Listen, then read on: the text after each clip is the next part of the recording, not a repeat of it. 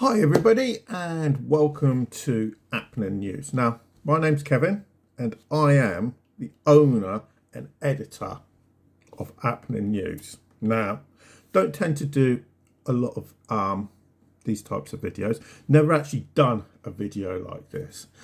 But when I actually created this publication, I actually did it at around the time when I basically had a mental collapse. So basically I had a nervous breakdown.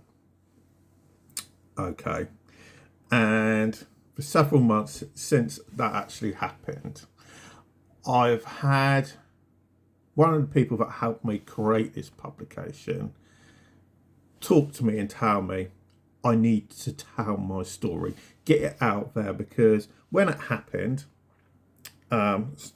not beat around the bush, my wife complained for me to go to a counsellor. She threatened to section me. And the reason for it was nothing exciting. It wasn't like a member of my family had died, or I've lost my job, or any of these things, or I was fundamentally losing everything. Nothing like that happened. For me, it was a deterioration of things that had been going on in my life basically for, I suppose, 30, 40 years. And they were things that I never spoke to anybody about. I never even spoke to my wife about it.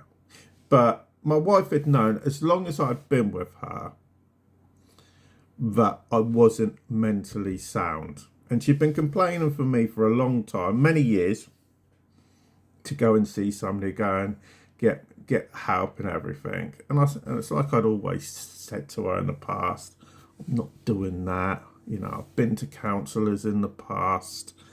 All they ever do is say, yeah, usual stuff, write a few notes.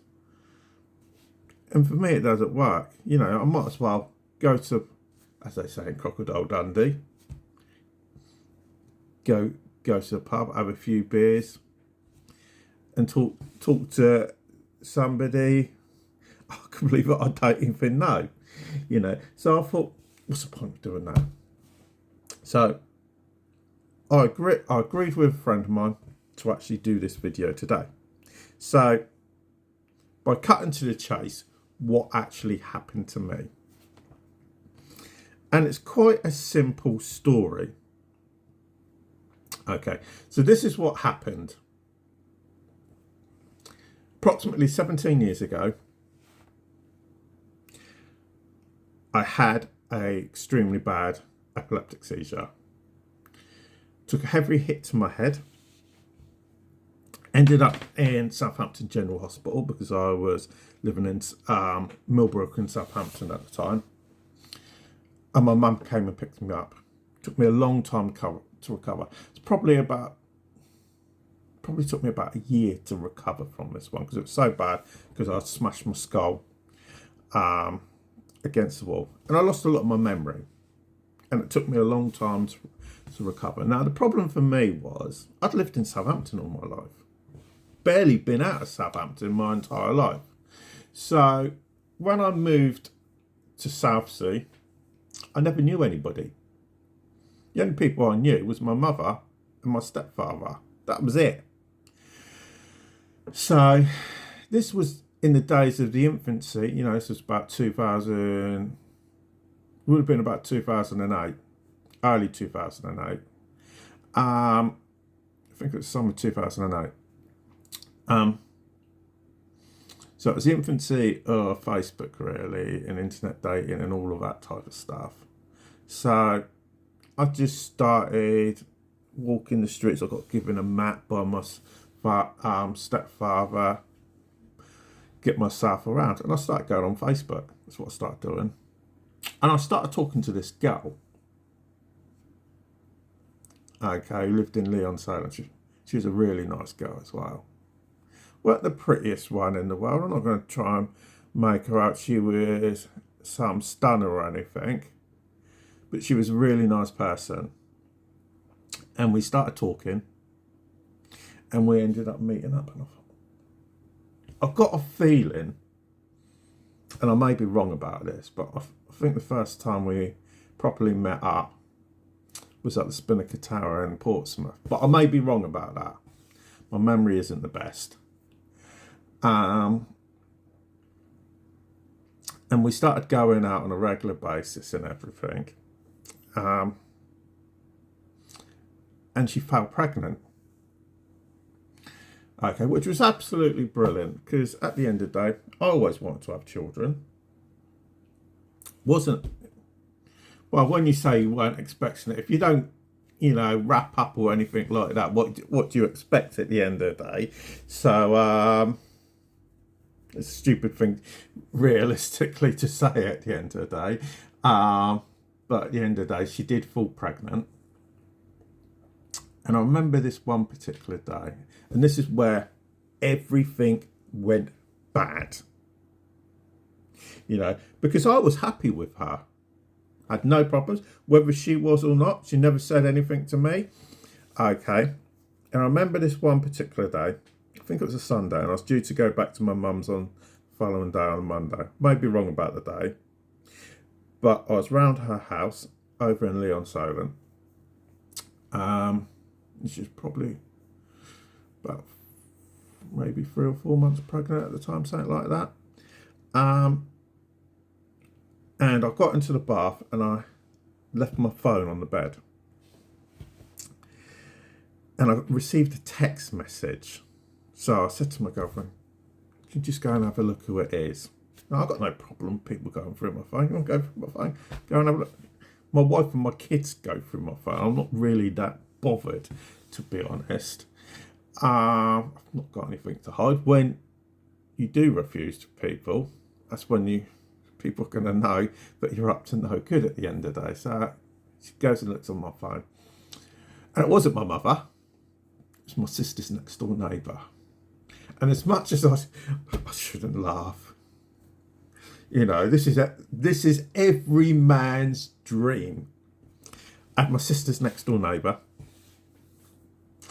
a lady called Rachel New. Lovely girl she was. Not seen her in a lot of years. Probably haven't seen her in about 15 years. And she sent me a text message. Now, when it comes to this text message, she was high on drugs at the time. As I've been told, she was high on marijuana, and that she'd been taking cocaine that day as well. Don't know if that is categorically true about the cocaine, but I categorically know she was smoking weed all day. And she sent me this text message which said, "Hi Kevin, how do you fancy coming round for a threesome with me and Natalie?" And this it's all you bloody need, especially when your girlfriend has just seen the text message. And I said to her at the time, I said, just fucking ignore it. They're either going to be drunk or they're going to be stoned, because that's what they do every day. Or back in those days they did. I don't honestly know if they're still in that lifestyle. I've not seen either of it. Well, like I said, I haven't seen Rachel in 15 years. I probably haven't seen Natalie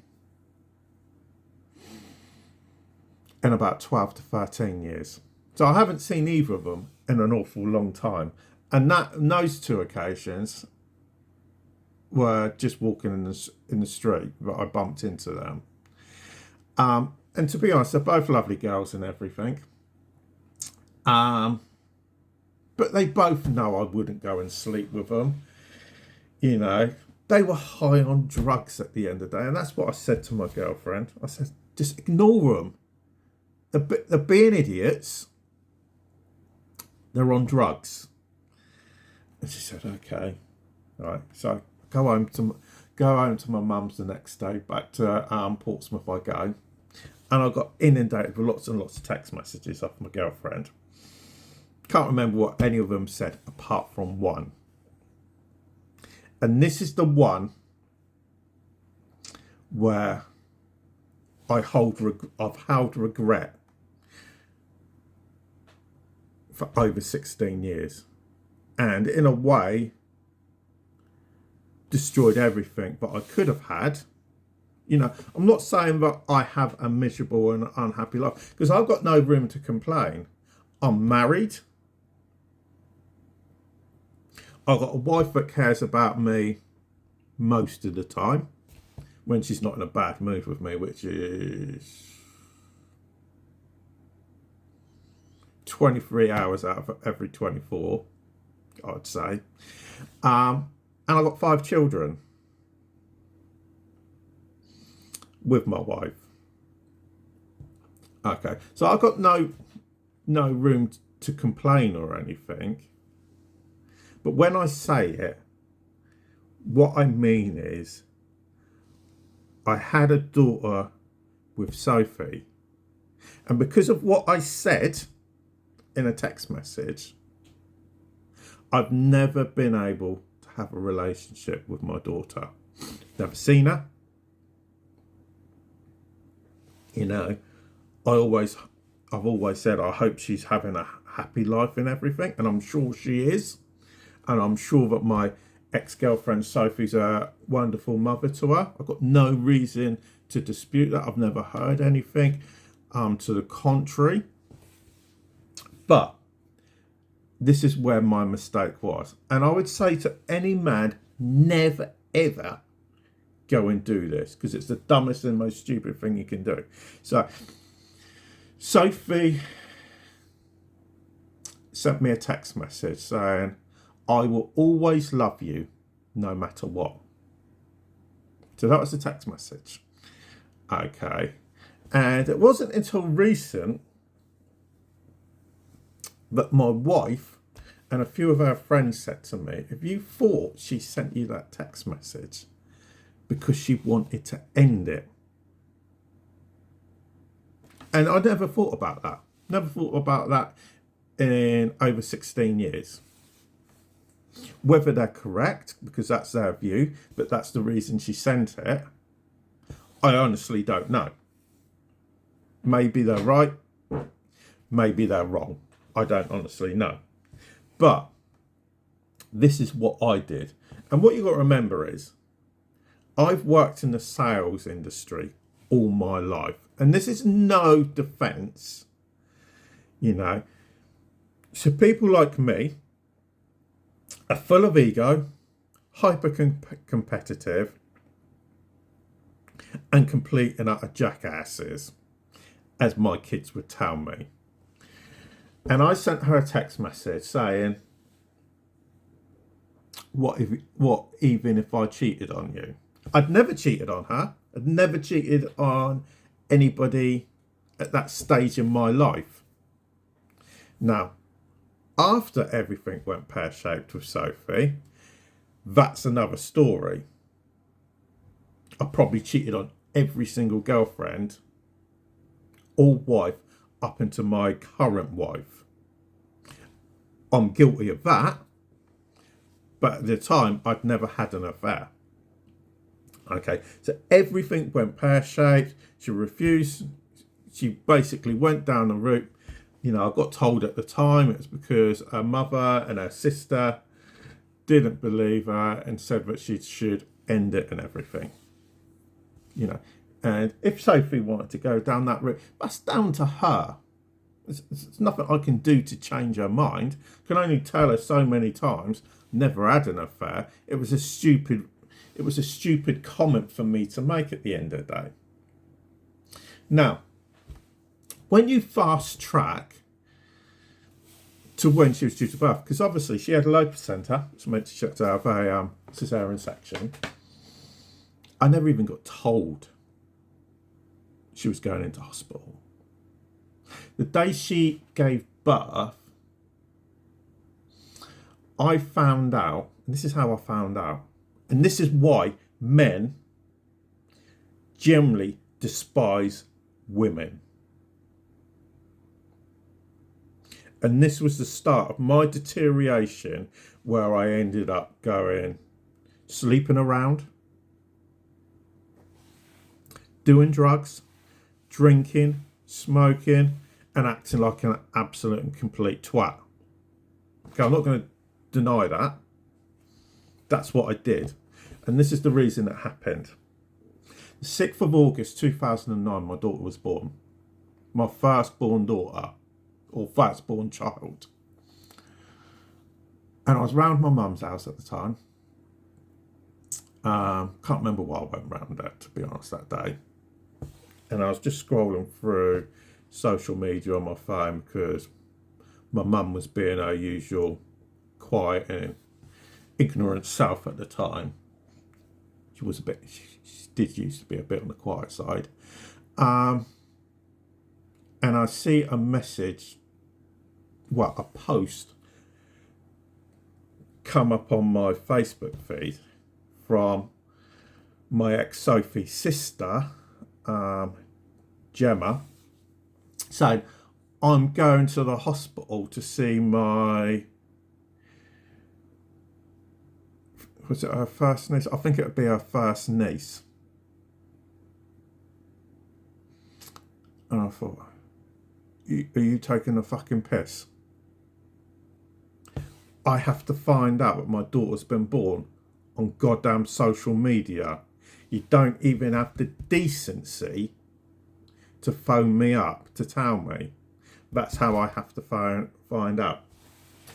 Now, the thing was, at the time, I was working at the hospital. I was working at Queen Alexandra Hospital because I'd just been transferred. Because at the time I was working for the League of Friends because I was trying to get myself back into work. Because obviously I'd been off for an awful long time. And I managed to get myself a job with them. When I say a job, it was a voluntary position. And no, I wasn't in the coffee shops serving tea and coffee. I did do that. But I was actually the treasurer. I'd worked my way up in the positions and I actually got made treasurer. And I remember after seeing that message, I actually phoned up the hospital. I phoned up the ward. And I spoke to the most senior midwife on the unit. And I still can't believe this to this day. And I don't, and this is where I'm going to cut Sophie a little bit of slack. Because I don't actually know if this is to do with her. I don't even know if she actually knows about this to this day. And I phoned up and I said to them, my ex-girlfriend's just given birth. I've just found out on Facebook. Said it's a Sophie Whittier. Okay. Gave him a date of birth. I said, is she all okay? I said, is the baby okay? And they said, yeah. So I said to them, is there any way I can come up to the hospital and come and see them to make sure that they're okay? And they said, what's your name? So I said my name. Says, my name's Kevin Richards. I am the father. There's no dispute on paternity or anything. Is there any way I can come up? And she said, no. And I said, what do you mean, no? Said, you're on the banned list. I said, what do you mean I'm on the banned list? They said, unfortunately, you're not allowed on hospital grounds. And if you do come onto hospital grounds, unless it's an emergency and you're being rushed into hospital or something, you'll be arrested. And I remember saying to her, and I was wrong for saying this, considering I work for the League of Friends. I said, are you taking a piss?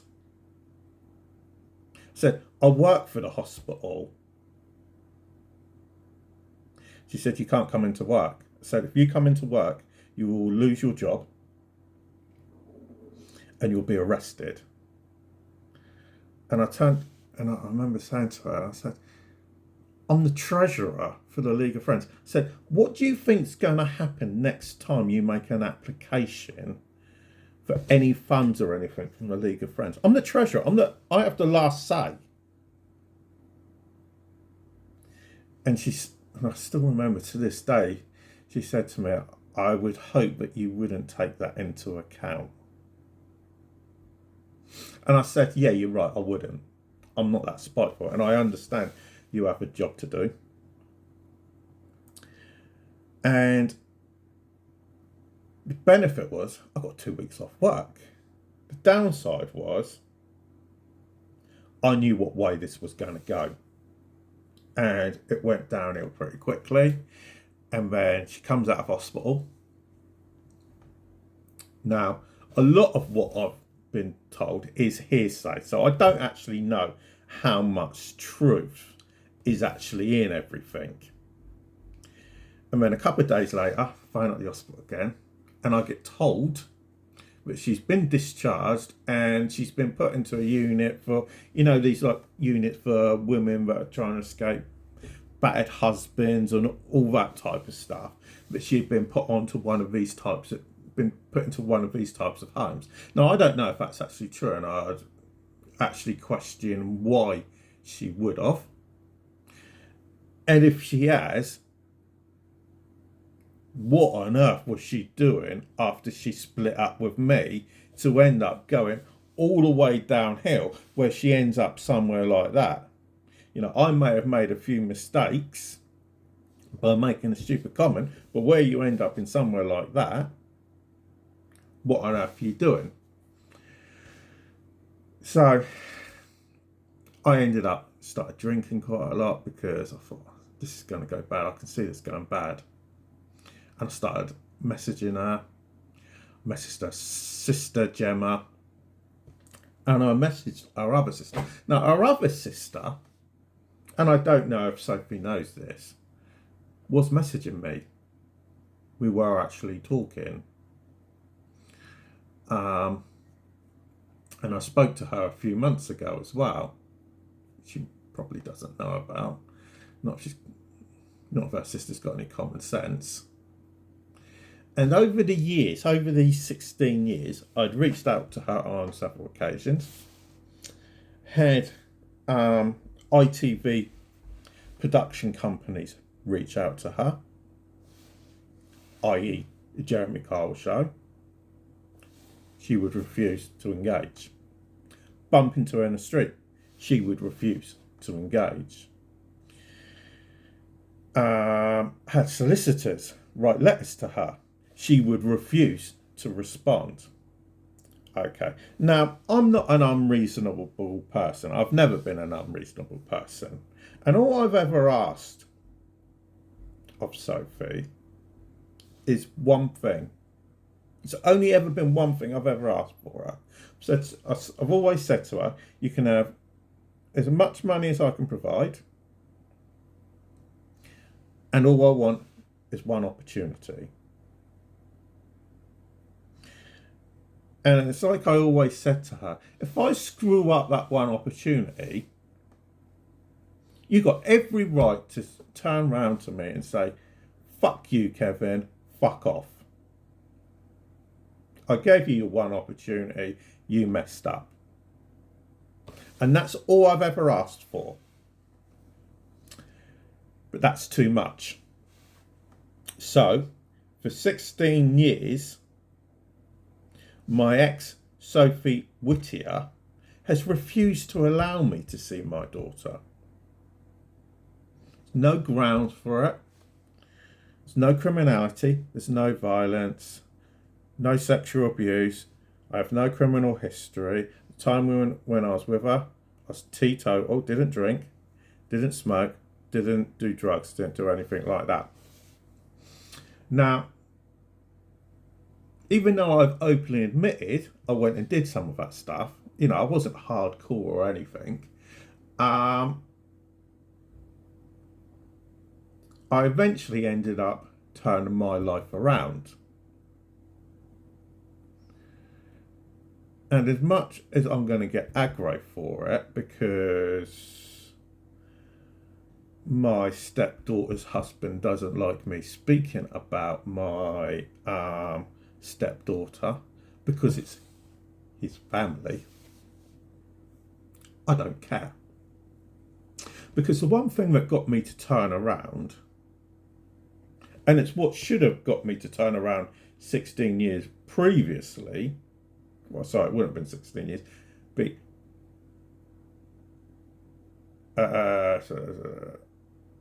about 5 years previously,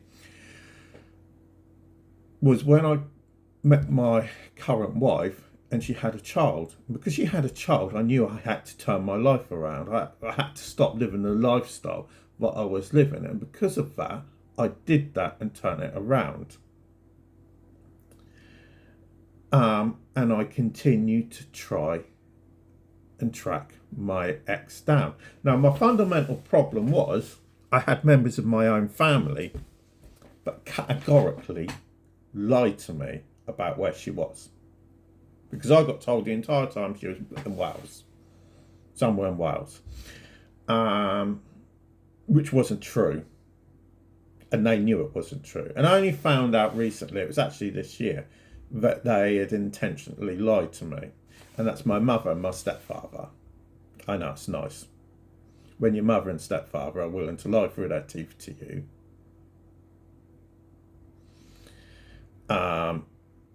To keep your own child away from you. You know, so because of that, don't speak to my mother, I don't speak to my stepfather anymore. Not spoken to them in about 4 months. As soon as I found out, that was it. Ties cut. Now, the reality of all I want now, I just want to see my daughter. That's it. I'm not looking to take her away from her mother. Got no interest in that. I'm not this mean, horrible green monster. But the one thing that Sophie's never come to the realisation, because it's all of this that led me to a dark path. Now, I know I've already spoken to 25 minutes, and it's all of this that led to me to a period in my life 4 months ago where basically I spoke to my ex Sophie on the phone, and we spoke, and I got our time as well for my wife for this. We spoke on the phone for about 90 minutes. I think it was on a Saturday. And that night I couldn't sleep. Now, I'm an epileptic. I need to get regular sleep. And I never slept for basically 4 days. 4 days straight. I got some sleep. Don't think that I didn't. I did get some sleep. And because of that, my wife threatened to section me. I ended up becoming suicidal. I stopped caring about my wife, my other children, my businesses. Couldn't care less about any of it. So my wife gave me 2 choices. She said, either I phone up and get you sectioned today, or you go to see your GP and you go and get yourself some help. So I agreed. I went to my GP. And they put me on antidepressants and advised me to start going to see a counsellor. I said, I ain't going to see any counsellor. You can forget it. I said, look, I'll talk to it. I'll talk to a camera. I'll put them on my own YouTube channels or TikTok. And if I get repercussions for it, I'll do that. I've got no problem with that. Just talking into a camera. I am not going to see some stupid shrink, but it's not going to achieve anything. May work for some people, ain't about to work for me, because half of them are idiots. And I'm sorry for saying that if you are a counsellor or a shrink, whatever, I'm sure you do a very good job, and you do a very good job for your patients as well. But for me, it's not going to work. So that's what I started doing. So on my Kevin's Upfront Opinions, lots of videos where I've spoken about family, and I've spoken about lots of things. I've spoken about cheating and all of that, you know. So because of all of that, it led me down that path. But where I am today is I categorically know I'll probably never see my daughter.